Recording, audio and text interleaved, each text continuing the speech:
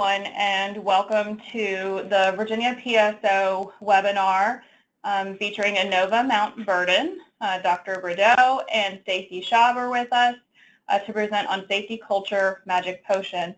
I am actually not Joan Williamson. Joan is on vacation today. I'm Betsy Archer, and I'm filling in for her, and I'll be your host today. And before I turn things over to Inova Mount Vernon, I do have a couple housekeeping items to cover with you. To participants that were registered by 11:30, I was able to send those slides to you. You can also pull them out of the handouts portion of the GoToWebinar platform. This webinar is being recorded.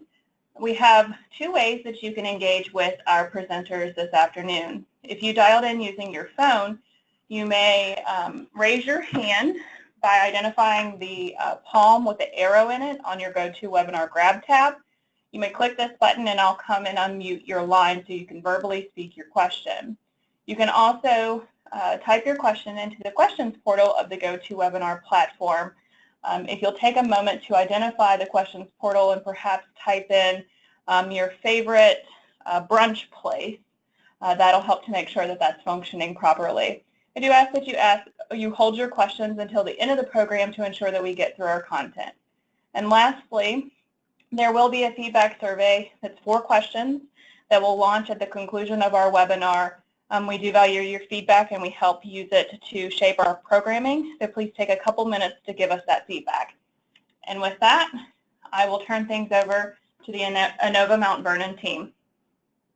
Well, good afternoon. My name is Don Bordeaux. I'm the CEO of Inova Mount Vernon Hospital, and I'm here with Stacy Schaub, who's our quality director. We'd like to thank the VHHA and the PSO for asking us to participate in today's discussion as we talk about driving quality outcomes and improving our culture of safety. You know, as leaders, we must have clarity in the message that we're delivering, especially when it involves change. This clarity ends up improving the alignment with other leaders and our frontline staff, and eventually capturing and engaging those individuals in our mission. And it's this engagement that we seek to try to achieve the results that we desire. We're going to advance. There we go. Mount Vernon celebrated its 40th anniversary late last year. We've got 237 beds at Inova Mount Vernon Hospital. 67 of the beds are acute rehab beds and 30 of them are psychiatric. So we do have quite a variety of types of patients that we have here, and yet our ultimate goals of providing high quality care to all of them is extremely important.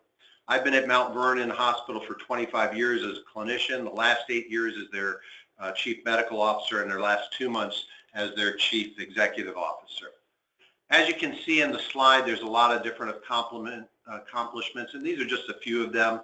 But we've been driven to improve quality in that we're delivering to our community here. We've improved many aspects of the care, moving from our initial primary stroke certification several years ago to now being a Gold Plus Elite hospital. We've had several areas in our hospital with top patient satisfaction scores, and our emergency rooms have really excelled. They've received the Press Ganey Guardian of Excellent Awards, achieving scores better than the 95th percentile for over 2 years now. We've been able to reach and maintain a leapfrog grade A score for grading periods over the last 3 years, and we have a nationally and internationally recognized orthopedic joint replacement program with patients from every state and 33 nations, and we've recently been ranked #1 in Virginia and 21 in the entire country. And as you can see, we did exceptionally well in our December 2016 Joint Commission survey. So now I'll tell a little bit of our magic potion, so go ahead, Stacy. Hi, everyone. It's really a privilege to be able to join you this afternoon, and I cannot tell you, I'm kind of one of the spokespersons for Inova Mount Vernon, and we are just so proud to tell the story about all of our staff here at Mount Vernon and all the strides that they've been able to make. So when we take a look at this slide, we see making the correct potion is key. However, this is not a process that magically appears overnight. This is an every time, every touch, and a commitment from all. Too often we work on improvement processes. It doesn't actually get tied back to patient safety. However, when you take a look at all the ingredients, That's exactly what we're creating. Let's take a moment and visit the reason for regulatory surveys.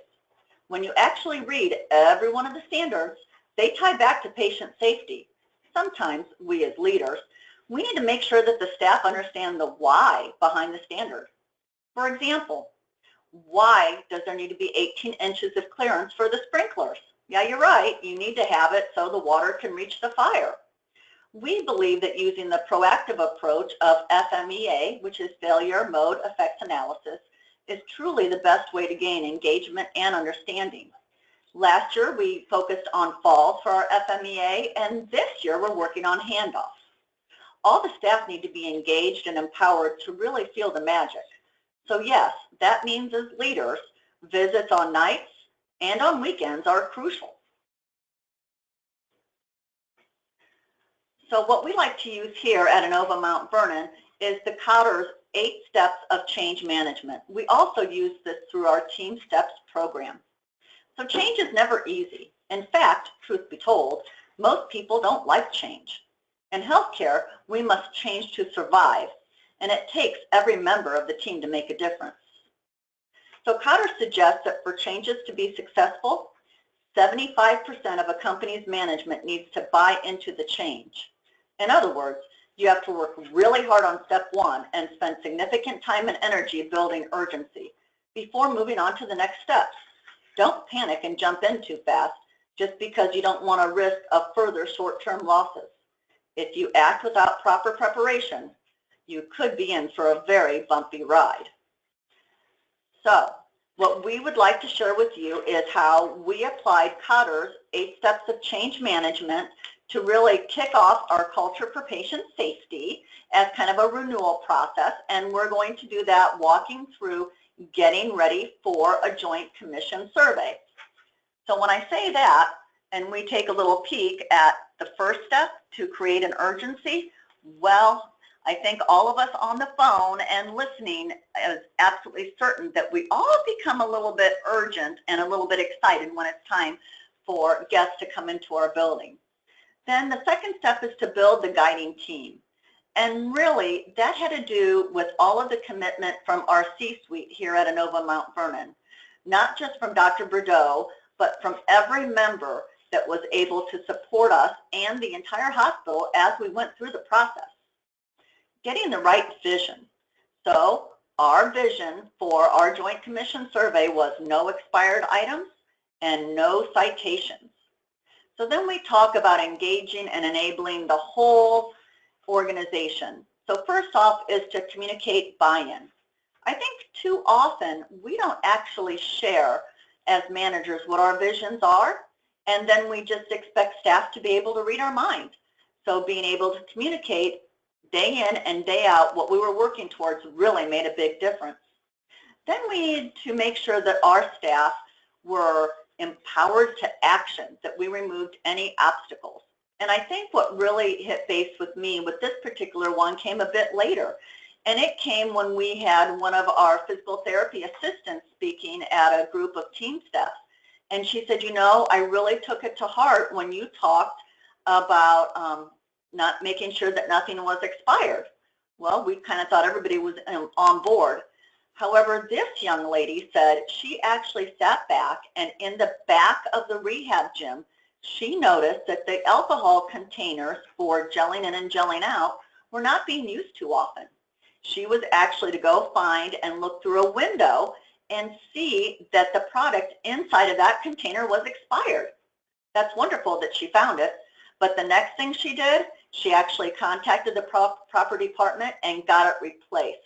We didn't know about this till months after survey, so really making sure that our staff are empowered makes a big difference.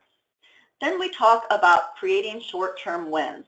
Like most acute care hospitals, we like to do our little mock surveys as we get ready to prepare to make sure everything is fabulous for when our visitors come. So as we went through our mock surveys here at Mount Vernon, we actually put together the magic potion using the color lavender. So what lavender meant was if we found something that was not in compliance during a mock survey, once the team figured out that they had it fixed, we would then send either myself or one of our quality consultants, Dr. Reese or Candy Daniele, down to verify, yes, in fact, it was okay for them to go lavender. The next step is so important. Don't ever, ever let up. That's the only way that you can actually make it stick. So next, I like when we can actually make our staff and make your staff the safety stars. You will see a variety of different staff members on all of these photos. So why use clip art? Let's use the real folks who are actually doing the work. At first, I'll tell you, the staff weren't quite sure about the photo opportunities. But before long, when we would come to the unit to take pictures, always focused on a safety issue. Even when the doctors would come over, they just would want to join the fun and get their picture taken too.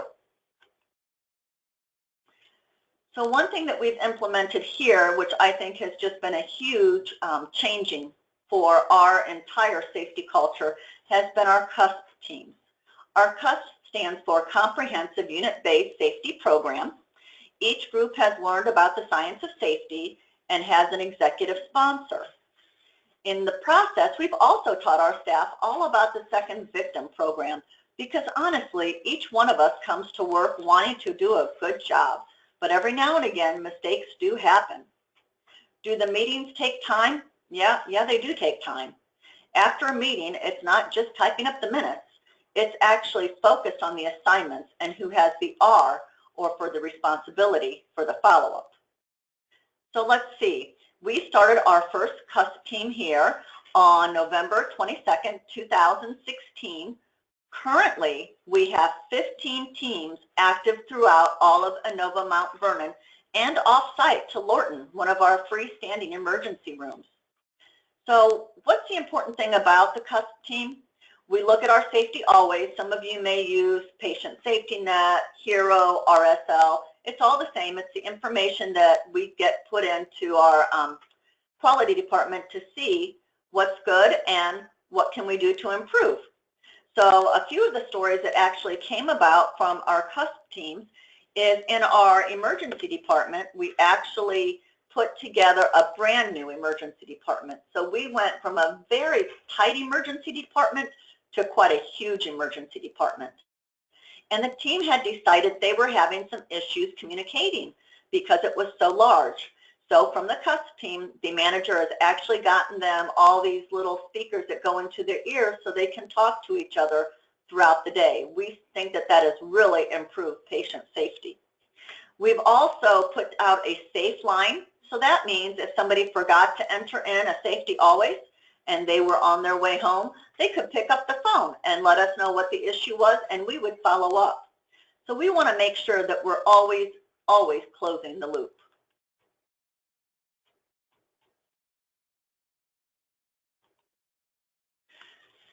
So what you're going to see on this slide is that we have had 136 days of CLAPSI-free.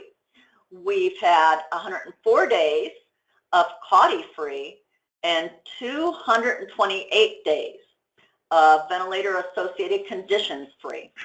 A few other things to put in here when we talk about being free of falls. I know our rehab unit has been doing a fabulous job. Our 6B, which is our intermediate care, from 1 year to the next year actually decreased falls by 63%. We have 2 med-surg units that I definitely would like to highlight. One is 3B. They've been, as of today, 149 days fall-free. And our second med-surg unit is 4A. And as of today, they're 213 days fall-free. And that's just fabulous. So one of the things that probably many of us have done is we participate in the AHRQ's hospital survey of patient safety culture, and we've done this for many years. This is a comparison of, with the color changes from 2014 scores to 2016. In 2015, we used a different survey which skewed the numbers. So apples to apples, this is really our comparison from 14 to 16. And what you can see is when I first came on board here, we were definitely a seesaw that was shifted to the right, and over this last 8 years, we've gradually moved all of our domains towards the left and shifted to the higher reliability, higher culture of safety. As you can see, 6 of our domains are at the 75th percentile or higher, and only one of them, which is staffing, has been below the 50th percentile ranking. The color coding that you see just tells whether or not there have been change over the last 2 years. So something that's the dark green has changed from at least one grouping, and event reporting has actually jumped from the 50th percentile ranking to the over 90th percentile ranking. We attribute a lot of this improvement over the last 2 years to consistently enforcing high reliability concepts such as knowing our operations, transparency of data. Each of our nursing units in each department maintains their own True North board, which incorporates their data as it relates to our quality scores, zero harm, our patient experience or HCAP scores, our people scores, and our affordability goals. And by seeing the unit and the hospital goals all together on their same board on a daily basis, they can look at whether or not their leading indicators, the activities that they choose to incorporate to drive change every day, is actually accomplishing that. And leadership engages it with the frontline staff actually being the ones who solve the problems, and therefore a deference to expertise as well. As you can see, over the 2 years, these have been the changes from our scores, with 5 out of the 12 domains changing by more than 5 percentile points of higher improvement. All of them have improved, but when again, you get at least above the 5% change, that is considered significant by the HRQ survey. And most recently, what we've done is also employed our engagement survey and the nurses NDNQI survey, and putting this together with the safety culture survey, we have set new goals that we're trying to reach, and we've incorporated with new A3 for our process improvements to try to drive improvement here at Mount Vernon Hospital.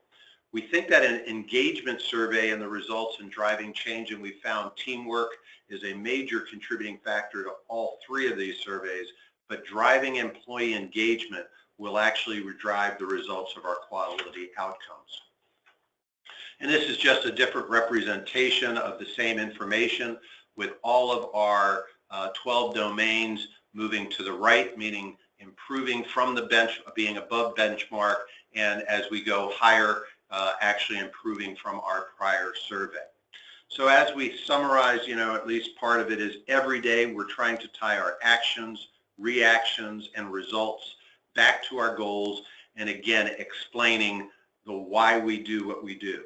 We're looking for at-risk behaviors before they possibly become a harm event. So as to kind of wrap up, of course, the important part is the sustainability. So we definitely want to promote effective communication and transparency. We do a safety call every morning at 7:45, and that's joined by 40 people here at Mount Vernon, and we do a review of anything that may have happened overnight in house. We do a leadership huddle, and that's at our True North board. So our True North boards are actually led by our lean team here at Inova Mount Vernon, and it really is amazing because it does not matter when you go to the unit if you talk to a housekeeper, a clin-tech, or the charge nurse. Each one of them can walk you through the board, what the goals are, and where we're planning on moving in the future. So we really want to keep working on our hand hygiene compliance, and we've already talked quite a bit about the fall reduction program with No Patient Walks Alone campaign. So we really are working towards cultural behavior changes, just like Dr. Bordeaux had talked about, making sure that we have a just culture as we move ahead on our journey for high reliability. And that's really just a quick summary of what we have tried to do over the last several years in driving change, and kind of our potion to improve quality here at Mount Vernon, and we're more than willing to take any questions that people might have. Thank you both. That was a great presentation. I will remind everyone how to ask the panelists questions. If you've called in over your phone line, you can raise your hand and I'll be glad to unmute your line. If you otherwise have a question, you can go ahead and type it into the questions portal of the GoToWebinar platform. And we do have about 10 minutes left for questions.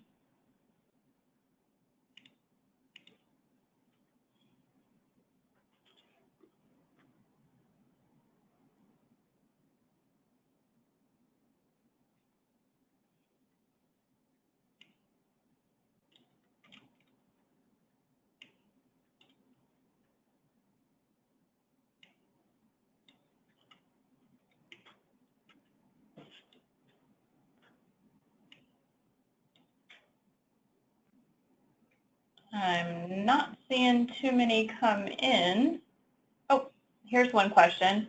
Can you share any details on your falls prevention initiative? Sure. Why don't you tell them a little bit, a couple of the things, especially our rehab one that can be used anywhere. Sure.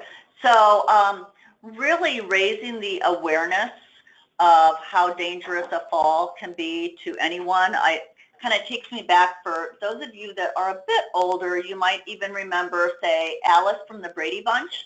So she actually died from a fall. She actually fell in her bathtub at home and died. And then the Atkins diet. So Dr. Atkins also fell on ice and hit his head and died from a fall. So falls are actually very dangerous and traumatic happenings.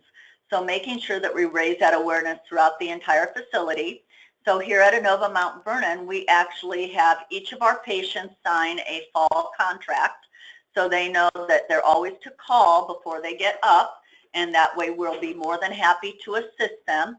We use the national color for falls, of course, so we have everything in bright yellow for anyone that may be a fall risk. We do a lot of education, not just with the patient, but also with the family members, because it's very difficult, particularly with our rehabilitation patients, who early in the morning, they may feel fabulous up and working with therapy, and that goes on, say, until 5 o'clock in the evening.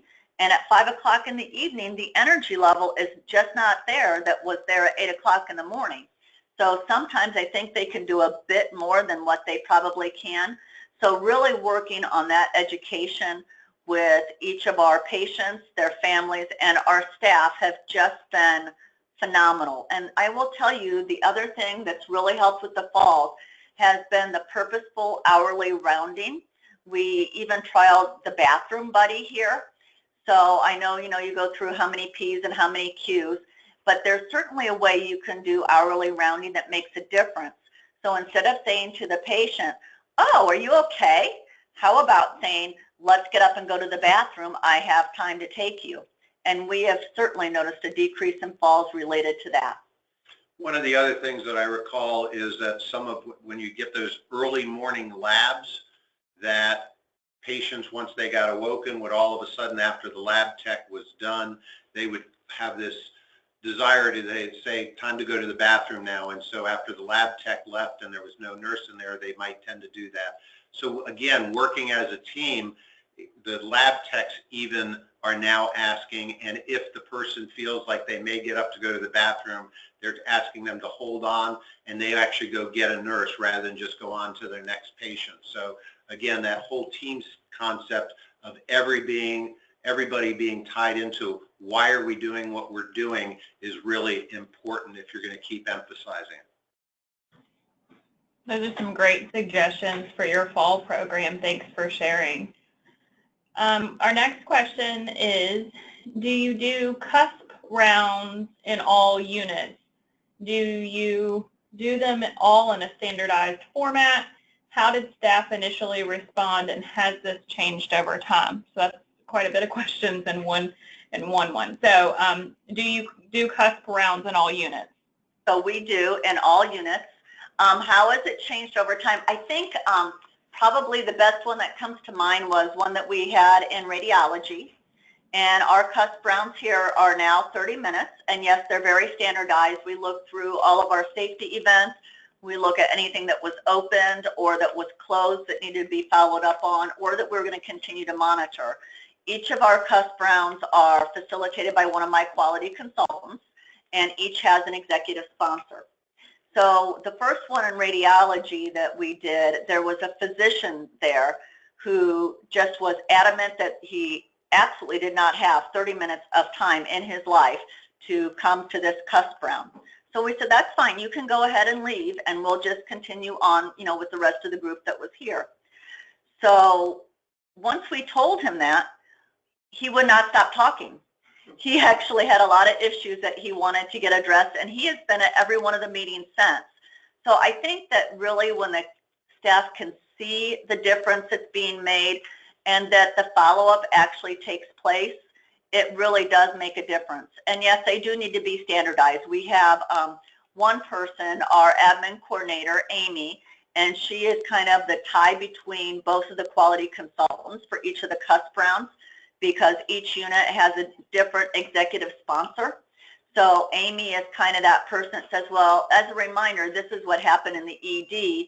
Maybe we could implement that on 6A or 6B. I think the other piece about it is you always have to use your process improvement, because when we first started out, we did have what were we trying to accomplish, and part of that was that performing feedback. We wanted to use the specific examples from our what we call our Safety Always program, which is the ways we document safety events, near misses in our computer system, but we wanted to bring the exact unit-specific results back to them for feedback so that they knew something was actually being documented and done based on what they took their time, which is valuable, to actually put into the system. The other piece that's really important, I think, is it was a way that we are pushing, and I'm doing more and more of that, is we want most of our work to not be done in meeting rooms on our administrative floor or in conference rooms. We're going to try to push more and more of our meetings where it can incorporate leaders all the way up to this, my position, the admin council position, to actually meeting and discussing things with frontline staff. They are invaluable to the care that we deliver, and obviously the most important piece of our safety delivery system. And so again, being clear on why we're doing things, taking questions, and actually being able to give feedback on a regular basis at the frontline level, we think is important to driving that employee engagement and getting the results we want.